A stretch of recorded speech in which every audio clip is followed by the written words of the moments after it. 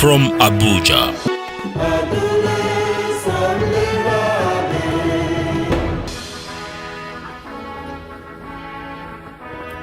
Hello, thank you for being a part of our show. We appreciate you. I'm Magnus Kpakol, and this is Magnus Kpakol GVA. As always, it's all about how we can raise the level of living. That's what it's all about. In view today, Nigeria, looking at it from the point of view of an outsider. Are there possible immediate solutions for the nation's current economic malaise? We have a leader champion of Connexus Corporation in the United States to take a look as a well-enlightened outsider. But before that, in our hidden economics, lean on the diaspora. Now up next in our quick view, we look at real GDP growth in some oil-producing countries. That's coming right up.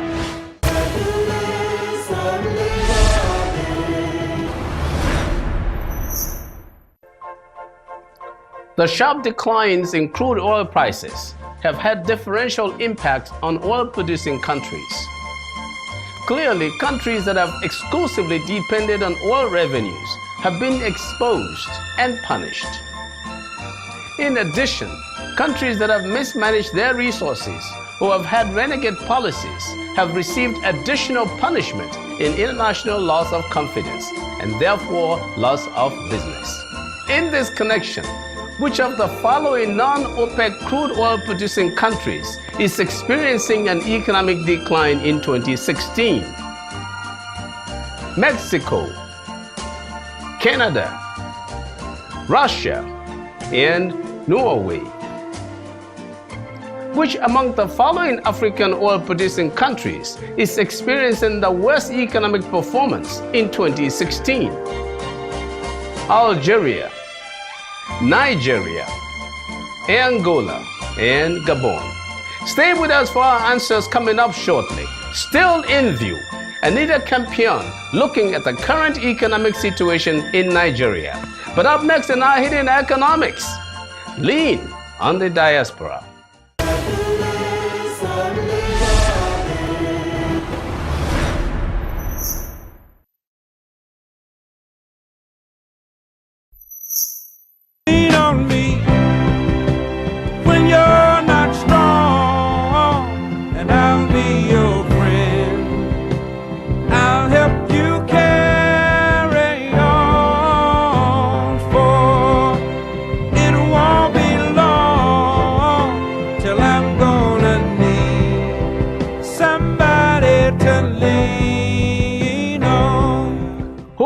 Nigeria lean on now that it is not strong? The IMF, the World Bank, China, America, or its former colonial master, the United Kingdom? So we've brought much of this story back by popular request. Do we look for a $30 billion loan to lean on? Will it work? Well, I know there's controversy over this one, but I think it could work if well designed. Let's look at it well, because the options are very limited. That said, a good place to turn to at this time is the Nigerian diaspora. Yep, that's it. Those Nigerians that people sometimes think of as speaking too much grammar. Yes, them. Nigeria needs to lean on them now that the economy is not so strong. It is a good bet, again, if well approached. For those who did not know, remittances are now extremely important as a source of foreign currency for African countries, especially in the context of very low commodity prices. Given weak economic diversification and perilously fragile infrastructure, many sub-Saharan African countries will continue to need support from the diaspora through the foreseeable future. In 2015, Nigeria is estimated to have received about $21 billion in remittances from the diaspora. Unfortunately, this is about the same amount as was received in 2012 because Nigeria has not paid much attention to this group. Even so, Nigeria accounts for about 60% of remittances coming into Africa.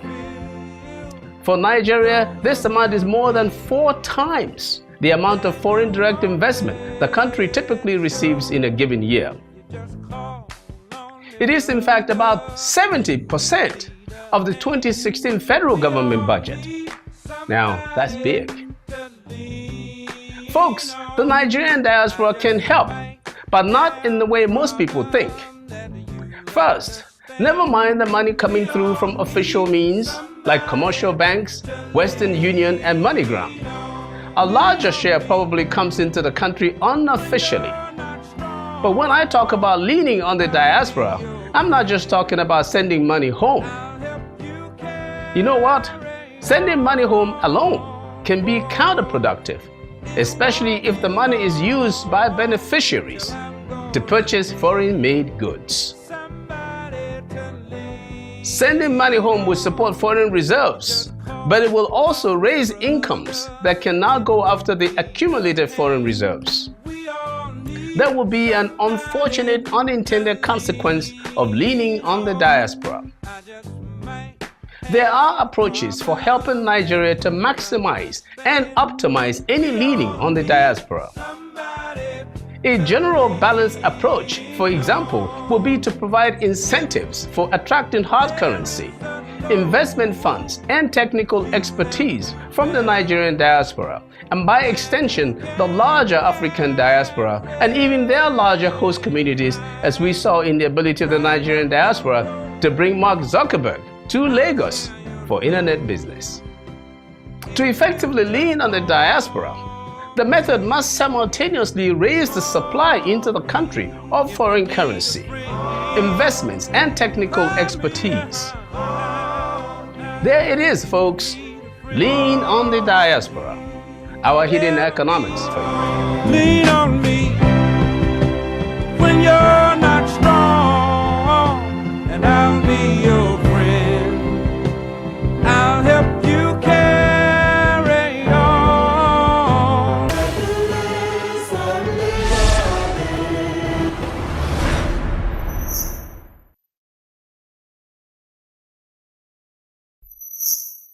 Before we start our discussion, here are our quick view answers. Russia is the non-OPEC country listed here that is experiencing an economic decline. The ongoing economic turmoil in Russia is the result of low oil prices and lack of confidence in the economy, which has led to the collapse of the Russian ruble that began in the second half of 2014.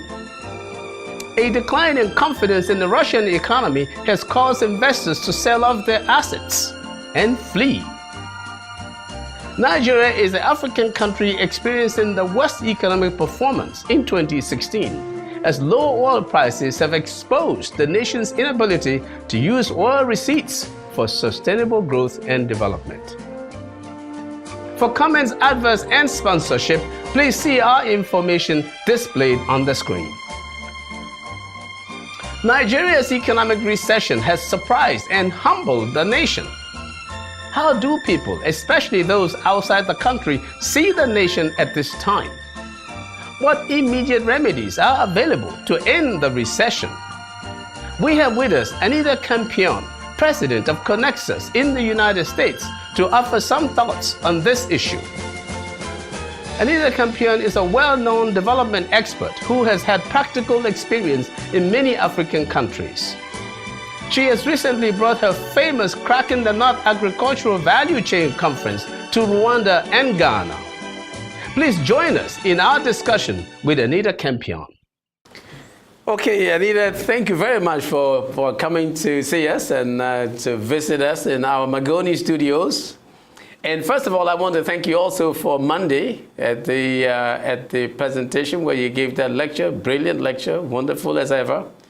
But you've come to Nigeria at an interesting time when the country is in a recession. Nigerians have been humbled by this experience, looking for a way out. Now, you've done a lot of work across Africa, across the world for that matter. And you've been in Nigeria before. It is that I know this is the second time that we've had to visit, having you in Nigeria.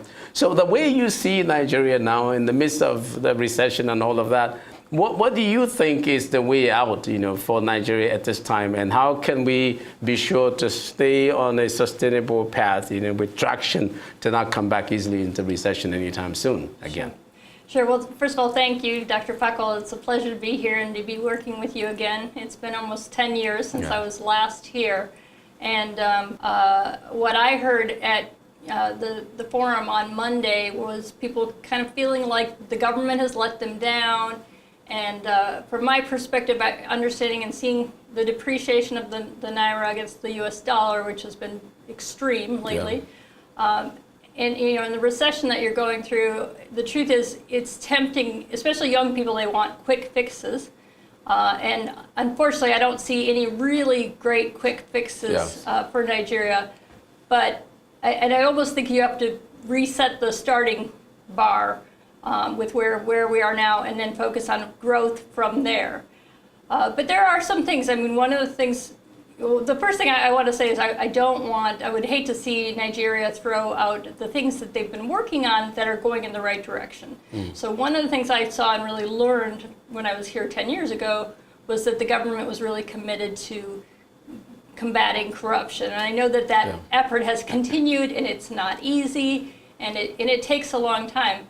But I think that, one of the things that isn't happening as much as I would like is for that message to get out, that Nigeria is really working on that. To get out of Nigeria. To get out of Nigeria. Yes. And, I think one of your best opportunities is really to reach out to the Nigerian diaspora who actually would be interested in investing in Nigeria, especially given that the Naira is cheap right now, so it's a good time to invest. Absolutely. So engage them, and then possibly even create a campaign where they help to communicate to others where they live in the U.S. and Europe that Nigeria is actually a good environment for investing right now, and that it's a good time to get in. Yes. At the same time, I know the current president has focused on diversifying the economy, and that makes a lot of sense because the dependence on oil kind of made it so that people had been a little bit spoiled from the revenues that came from that, and with commodity prices being low, and I don't see that changing anytime soon.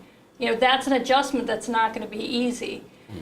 So I think the one thing to really think about there is to make sure that you're not expecting too much too quickly. It's only been 18 months, and the truth is these things take time. But I also think you're thinking in the right direction. And again, as we talked about 10 years ago, was the way that we could work on things is by engaging state level governments and encouraging public-private partnerships and really finding ways that the states can use their minimal resources to leverage additional resources from private sector and then finance, and from everything from building the infrastructure, the roads that are necessary, to focusing on what's it going to take to get a company to invest in this country. And for example, we had our annual Cracking the Nut conference in Rwanda a few years back, and we had the Minister of Agriculture there, and we had your company, Connexus, yes. Okay, yes. So, and we also had a number of private sector investors from the U.S. from Africa. From Africa, okay. From the region, and one person that we brought was a very senior person from VegPro, which is one of the largest horticultural exporters to Europe out of Africa, and the Minister of Agriculture was very excited because she said, "We've been trying to get their attention for years, and now you brought them to this conference, so I want to sit down and talk to them." And so they had a chance to actually sit down and hear why VegPro wouldn't invest in Rwanda yet, because there were certain structural issues that needed to be addressed. So, and a lot of it had to do with getting goods out of the country and at the customs level and all of that. And so that's the kind of feedback that governments need to be inviting in and hearing so that they can make the adjustments that are going to make the difference in attracting the private sector investment. But the first round of discussions is going to be probably focused on, what the problems are that need to be fixed. And so then we have to find creative solutions. So, state governments could say, we're willing to, offer, say, our extension service providers to help work and organize, for example, smallholder farmers, so that you have the production not only at the time you meet, but it's the time you need it, but at the quality specifications and the volume that you need. Then they might say, okay, then I'd be willing to commit to buying a certain amount if you can meet those quality expectations. And the truth is, they're going to start with. But where do you get those people from? These guys that say we want to buy a certain amount, are they from outside Africa, or this? And how do you get them? They're from within Nigeria. Right. It could be both, and I think it should. The discussion should include both. But so again, I'm focused on the state level partly because we're thinking about that right now. But for sure, there should be more open dialogue between the private sector and the public sector about the use of the resources. Again, I think the more there's transparency out there of the fact the resources. And that was a kind of dialogue that we were trying to have on Monday to get stakeholders, from every sector to come to a forum like that to have a discussion. Exactly, and I then was interviewing some public financial management specialists here in the country, and they were saying, in some of these states, they don't even have the systems in place to be able to show how money is being spent. So that's the starting point. And the more that we can actually not only show that, but have it be transparently shared with the public, the more we can make sure that the public spending kind of our money, tax money, in the way that we believe they should. And so that helps to build confidence. It builds confidence, and plus I think the reality right now is it's actually in the state's interest because the resources are not as much as they used to be. And so part of the trick is how are we going to manage on a lower budget? And so that kind of discussion would help people to get realistic. Absolutely.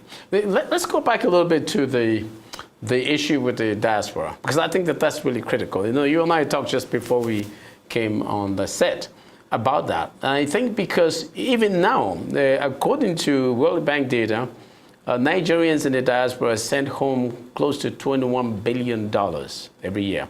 And that's about 70% of this year's annual federal budget. Wow. That's about 70% of the federal government's budget.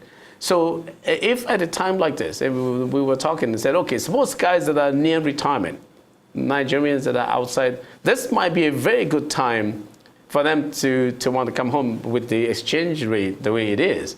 So that is that right? What I'm saying, that this, if we provide incentives for them to say, okay, those that want to build whatever at home or bring companies home or look for a way to retire and get back home, this is really a good time. But what can the government do as an incentive to cause people to connect with that? I've actually seen billboards from financial institutions promoting, the expatriate investment account, so for the diaspora to be able to invest.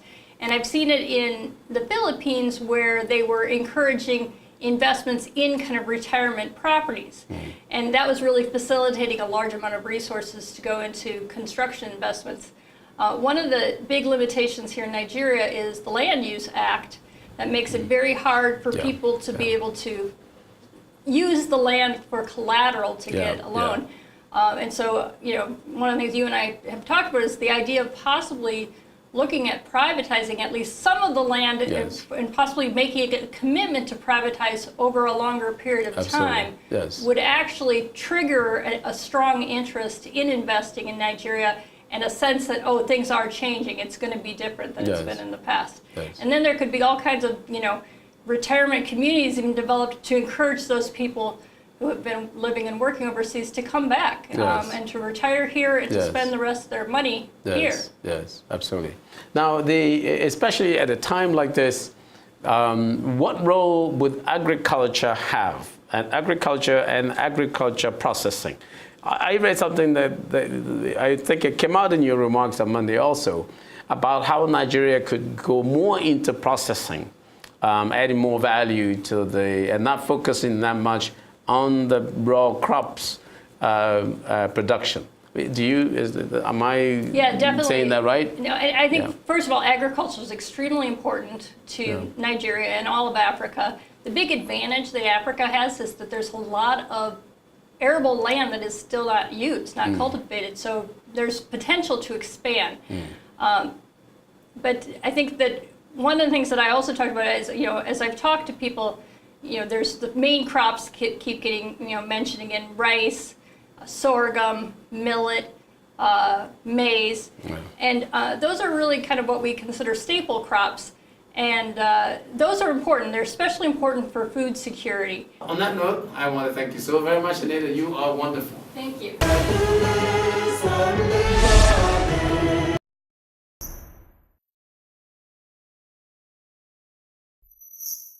As I often say, if you look across Africa, the real question is not whether a country is in outright recession.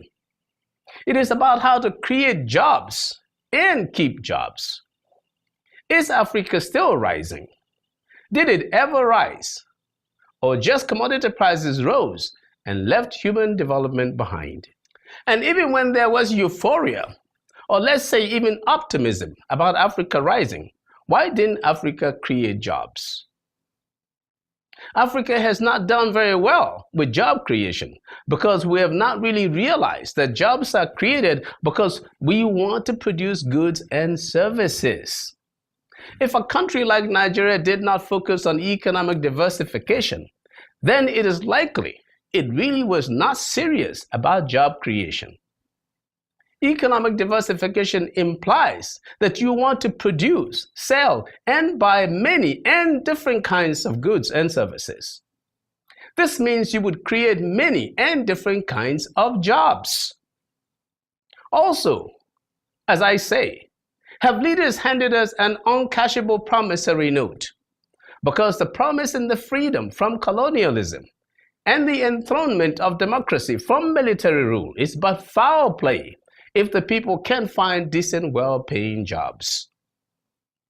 Folks, the time has come for the real leaders to stand up. Our leaders must now show us that vision we believe they have. As we have repeatedly stressed, a refined economic development in Africa model, such as we have at the Economic and Business Strategies, EBS, will help. It shows how national growth and development, to be effective, must start from the bottom in our communities. It is from there that you can see the way up. As Anita Campion has also said, our community in the diaspora also holds great power and capacity to mobilize foreign capital to help speed economic growth in the motherland. Let us just stand up and do these things. I am Magnus Kpakol, and that's my view.